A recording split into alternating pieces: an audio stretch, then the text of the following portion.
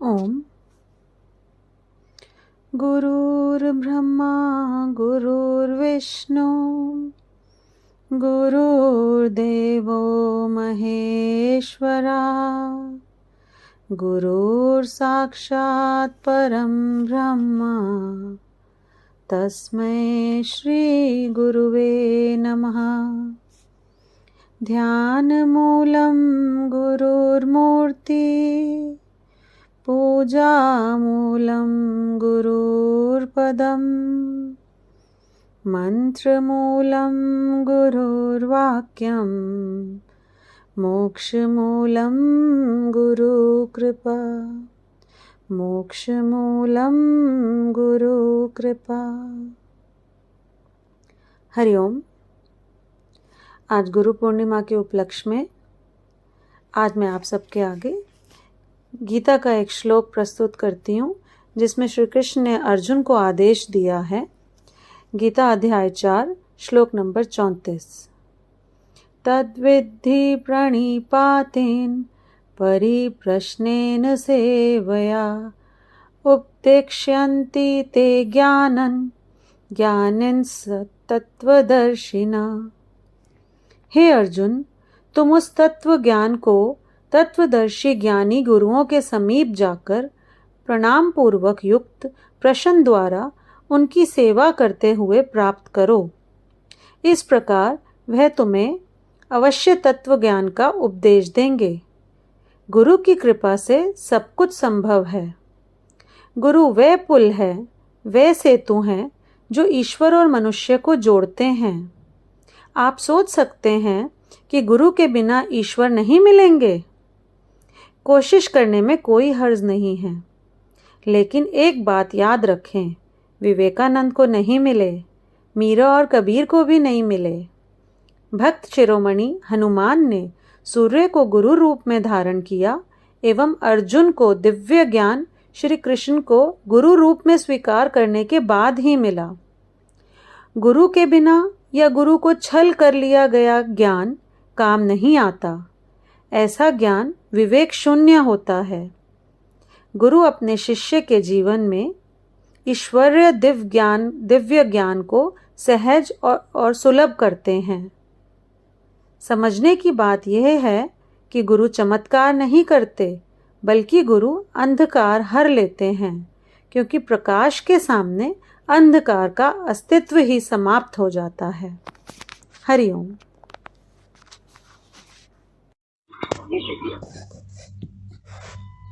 हरिओम। जय गुरुदेव।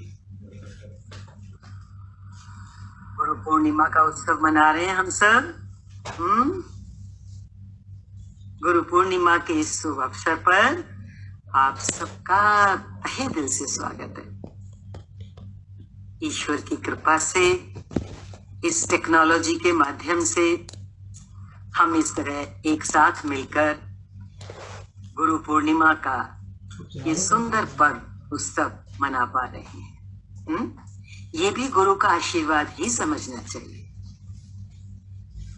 ये जो आज का दिन है, जिसे हम गुरु पूर्णिमा कहते हैं, ये हम सबके लिए बहुत ही पवित्र और विशेष दिन है, क्योंकि ये दिन गुरु के लिए समर्पित है। गुरु पूर्णिमा का दिन गुरु के लिए समर्पित है। आज के दिन शिष्य एक संकल्प लेते हैं। हम सब एक संकल्प ले रहे हैं आज कि गुरु ने जो उन्हें सिखाया, गुरु से जो उन्होंने शिक्षा प्राप्त की, उसे एक नए संकल्प के साथ, एक नई शक्ति के साथ वे फिर से अपने जीवन में शुरू करेंगे। बीच बीच में कभी प्रमाद आ जाता है, किसी कारण से कोई ढील भी आ जाती है, तो ये दिन की विशेषता क्या है कि आज से फिर हम एक नई ऊर्जा के साथ, एक नई शक्ति के साथ, उमंग के साथ उसको जो कुछ हमें गुरु ने सिखाया, हमने सीखा, उसे फिर से शुरू करेंगे। कार्यक्रम की शुरुआत में गुरु का स्मरण करेंगे। आप सभी आंखें बंद कर लें और अपने अपने गुरु को हृदय से याद करें। आंखें बंद कर लें, अपने अपने गुरु को याद करें, उनकी उपस्थिति को अपने बिल्कुल करीब महसूस करें। गुरु, आपके गुरु और आप एकदम करीब हैं, कोई दूरी बाकी नहीं बची। ऐसा महसूस कीजिए।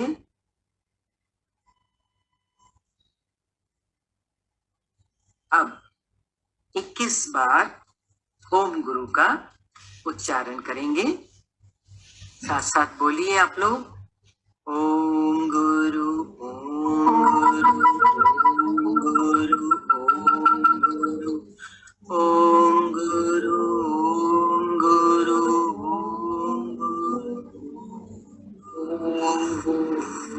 गुरु ओम गुरु ओम गुरु ओम गुरु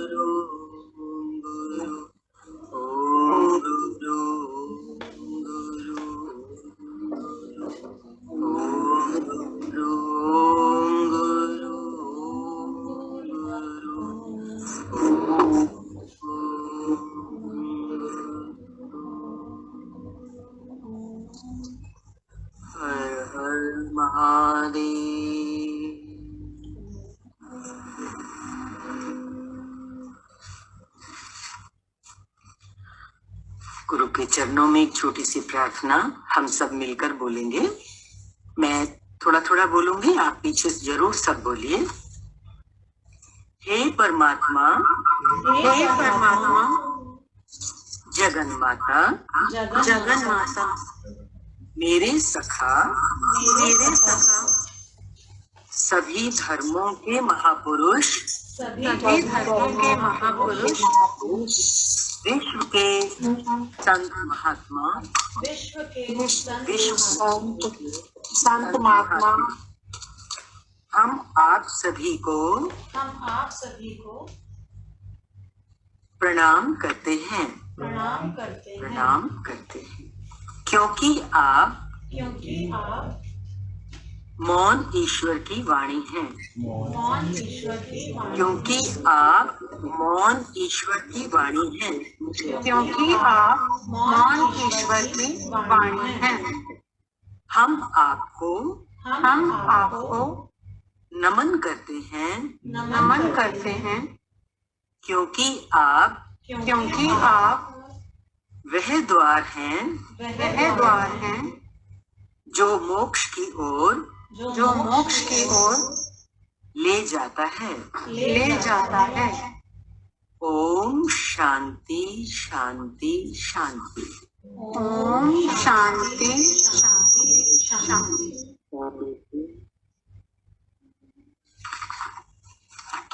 एक बार इस प्रार्थना को पूरा हम पढ़ रहे हैं आपके सामने, आनंद लीजिए। हे परमात्मा, जगन माता, मेरे सखा, सभी धर्मों के महापुरुष, विश्व के सभी संत महात्मा, हम आप सभी को प्रणाम करते हैं, क्योंकि आप मौन ईश्वर की वाणी हैं। हम आपको नमन करते हैं, क्योंकि आप वह द्वार हैं जो मोक्ष की ओर ले जाता है।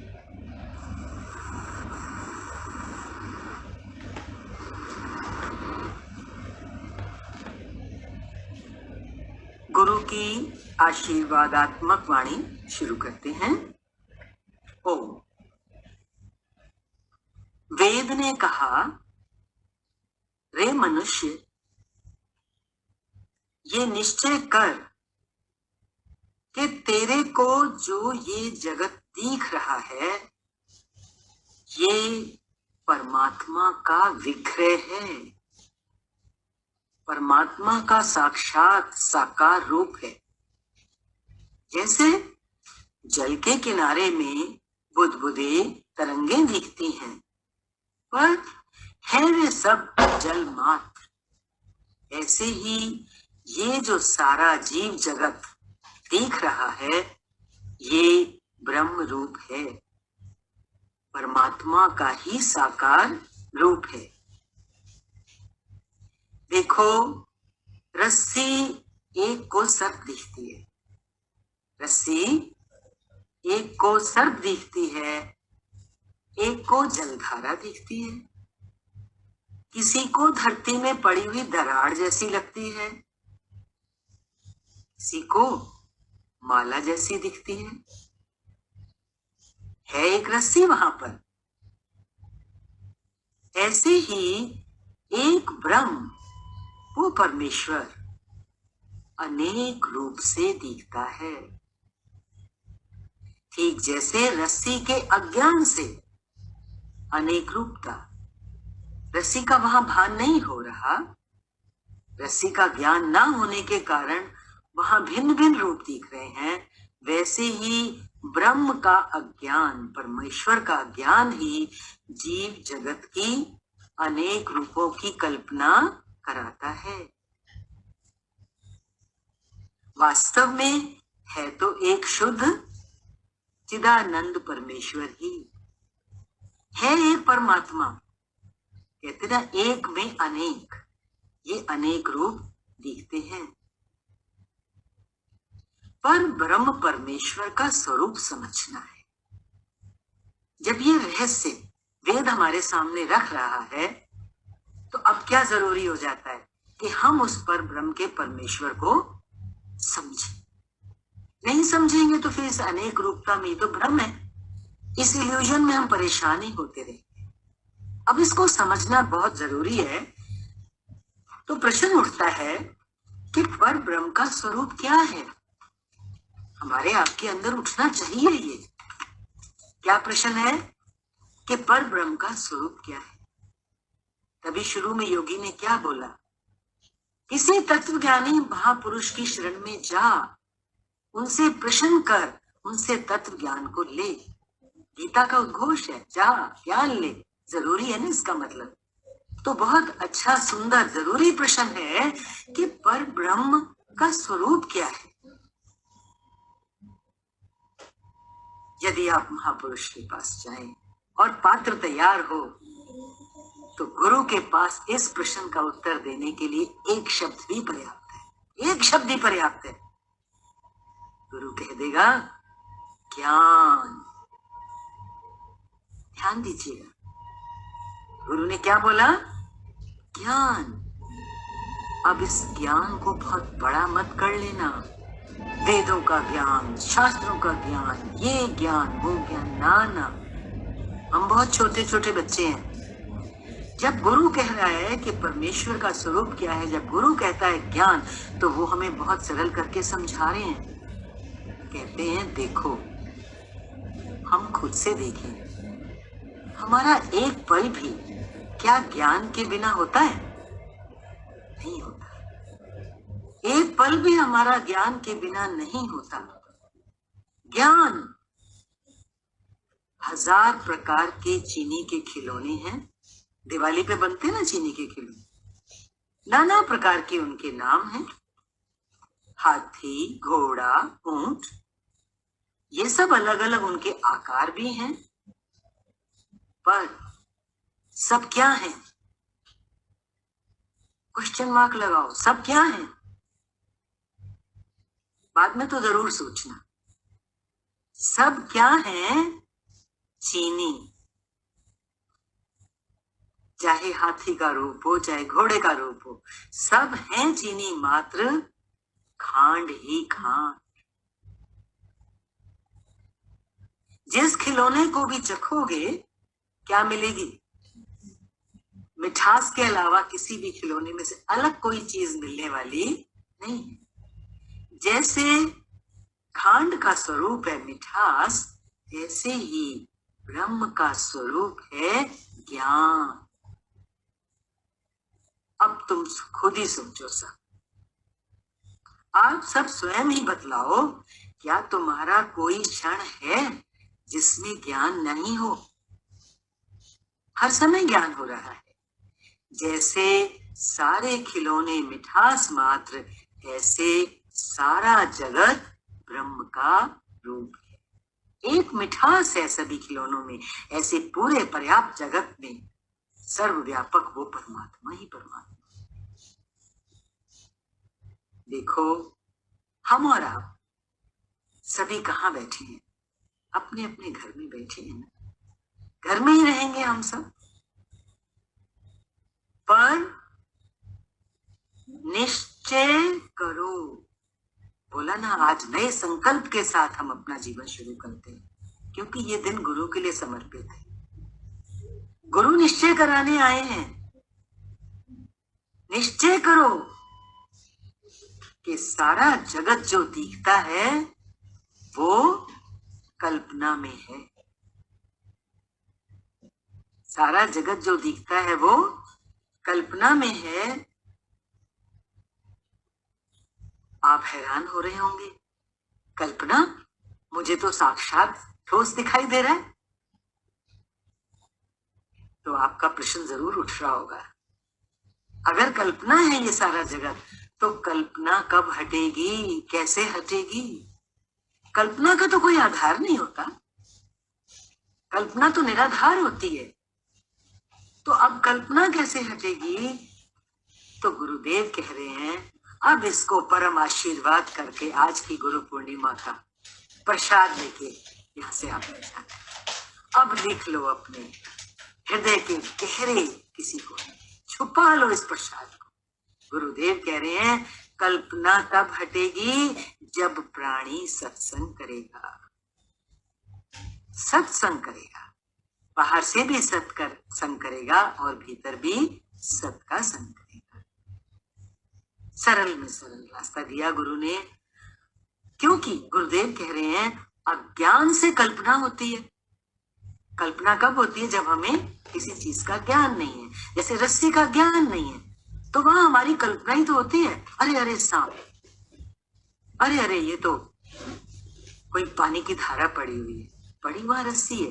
तो रस्सी का अज्ञान अलग अलग व्यक्ति की अलग अलग कल्पना करा है। ऐसे ही हम इस संसार की सब लोग अपनी अपनी कल्पना करके बैठे हैं। किसी को ये जगत किसी रूप में दिखाई देता है, किसी को किसी रूप में। तो कल्पना कब हटेगी? क्योंकि वो कल्पना में दुख दे रही है।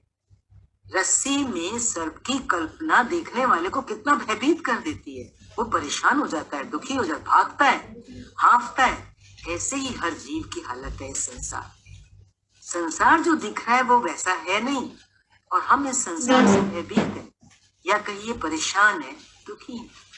तो ये दुख, ये परेशानियां हमारी कब हटेंगी? जब हमारी कल्पना हटे। कल्पना कब हटेगी? जब हम सत्संग करें।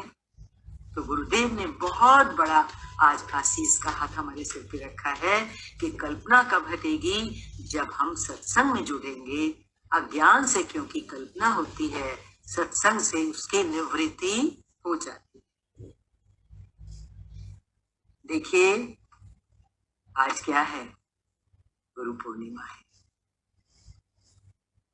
पूर्ण गुरु। कैसा गुरु? माना गुरु वह जागृत ईश्वर है। परमेश्वर ने हमें बनाया और इस भव सागर में आकाश से ऊपर नीचे फेंक दिया। हैं? क्या किया? ऊपर से फेंका। किसी को ऊपर से पानी में नीचे फेंको, क्या हालत होगी? प्राणियों की, जीवों की वही तो हालत हो रही। लेकिन वो परमेश्वर इतना कठोर नहीं है। वही ईश्वर गुरु रूप में धरती पर आकर हमें उस भव सागर से निकालते हैं, पार लगाते हैं। तो गुरु वह जागृत ईश्वर है जो शिष्य में सोए हुए ईश्वर को, सुप्त ईश्वर को जगाता।